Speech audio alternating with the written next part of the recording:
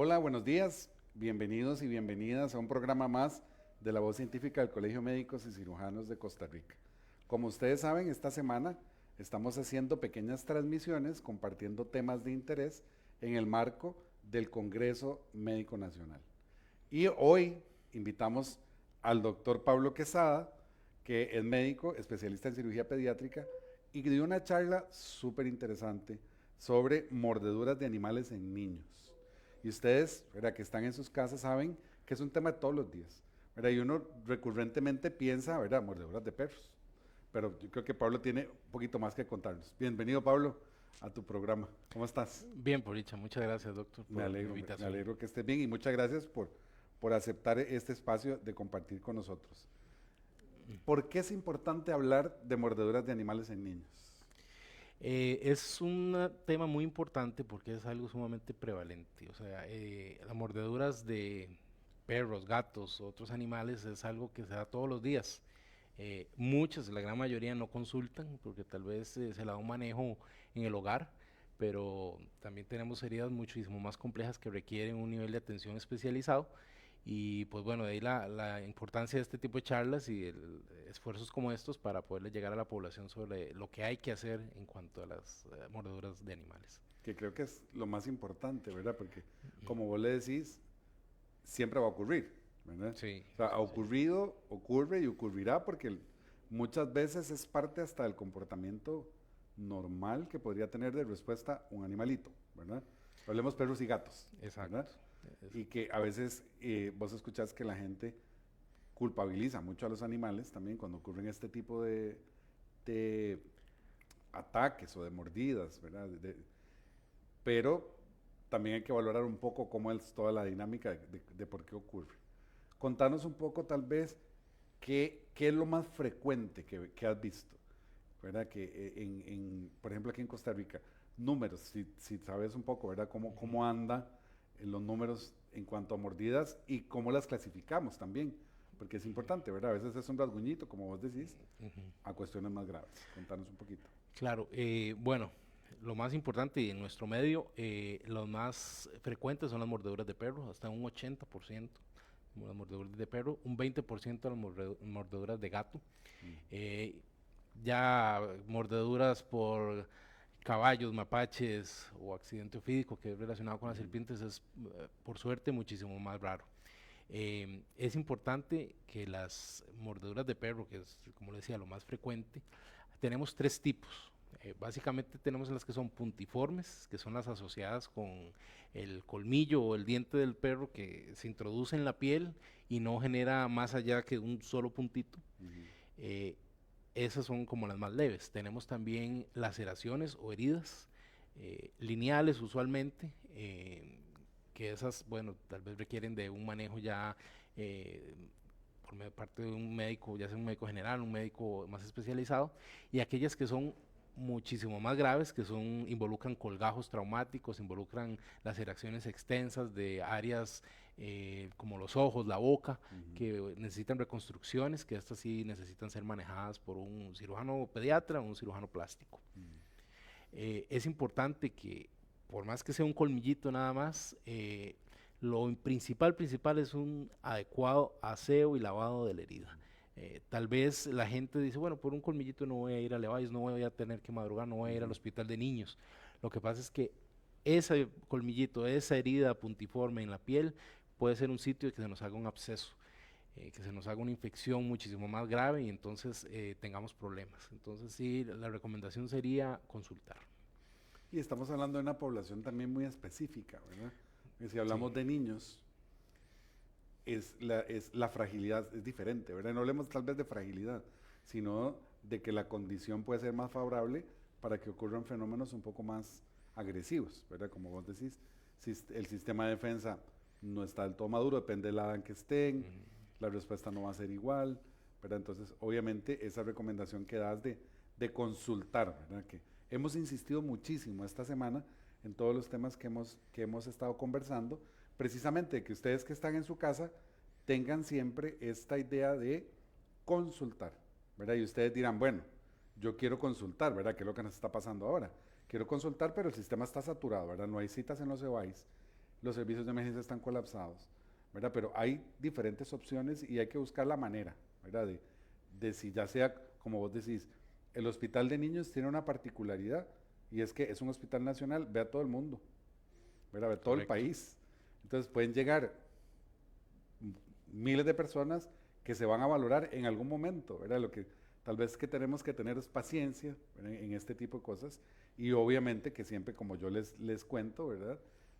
Ante la severidad de un cuadro, va a tener siempre prioridad de atención, ¿verdad? Entre más complicado sea el tema o más en riesgo esté la vida del pacientito, ¿verdad? Se va a correr más para verlo. Pero lo más importante es consultar. Claro. Pablo, hablarnos del manejo, ¿verdad? Tal vez viéndolo desde todo, ¿verdad? Estoy en la casa, estoy con los chiquitos, de pronto oigo los gritos, ¿verdad? ¿Qué hacer a partir de ahí? Bueno, primeramente, alejar al niño de la fuente que le está provocando el daño. Alejar al niño del perro, quitárselo al perro, o al gato o al animal que lo esté provocando daño. Número dos, vamos a tratar de tranquilizar al niño, vamos a cubrir las heridas, eh, tratar de hacer presión en caso de que sea una herida con un sangrado activo, ¿verdad? Para que no haya pérdida de sangre. Luego de esto, consultar. Lo que se va a hacer, primeramente en cualquier nivel de atención, va a ser darle analgesia al niño, ponerle ya sea un anestésico local, un anestésico intravenoso o un analgésico. Y lo primero que tenemos que hacer después de esto es lavar profusamente la herida. Eh, Tiene que ser regada a presión y también utilizar clorexidina o cualquier otro jabón antiséptico que se tenga. Y después de esto, pues vamos a valorar si la herida necesita o no de algún tipo de sutura y siempre, sí o sí, hay que dar antibiótico. Entonces, la gente sepa que si usted va a consulta por una mordedura, ya sea puntiforme o una más grave, y en el hospital o en el centro de atención le dicen, no, mire, usted no requiere de antibióticos, ahí hay que tener una bandera roja, una alarma. Ujú. Usted no se vaya sin que le den el antibiótico porque lo más probable es que usted vaya a tener que volver con una Ya. infección, Ujú. con un absceso, y entonces el antibiótico tomado que le iban a dar de un primer momento tal vez no sea el indicado, Ujú. sino vas a tener que tener un antibiótico intravenoso que va a requerir una hospitalización o un traslado a un centro más especializado. Entonces siempre se ocupa antibiótico. Y qué importante que lo mencionas, ¿verdad? Porque así como insistimos de que para otras enfermedades u otras condiciones u otros motivos de consulta no requieren antibiótico, ¿verdad? En este caso, ¿verdad? Que es muy puntual que hagas ese énfasis, ¿verdad? De si requieren tomar antibiótico, ¿verdad? Entonces también, porque hay muchos colegas que nos ven en el programa, ¿verdad? Entonces ver esto desde medicina general también, en los servicios de emergencias y demás, independientemente de cómo sea la herida, tiene que tomar antibiótico, ¿verdad? En este sentido, como lo planteas, vendría a ser muy preventivo, ¿verdad? De que Claro. luego sea un cuadro más complicado que termine en cuestiones que a veces vemos y que no son bonitas, ¿verdad? De abscesos y demás. ¿Qué pasa, por ejemplo, cuando ya tenemos eh, mordeduras complejas? ¿Verdad? Por ejemplo, cómo se activa el sistema, todos los hospitales tienen capacidad de resolverlo.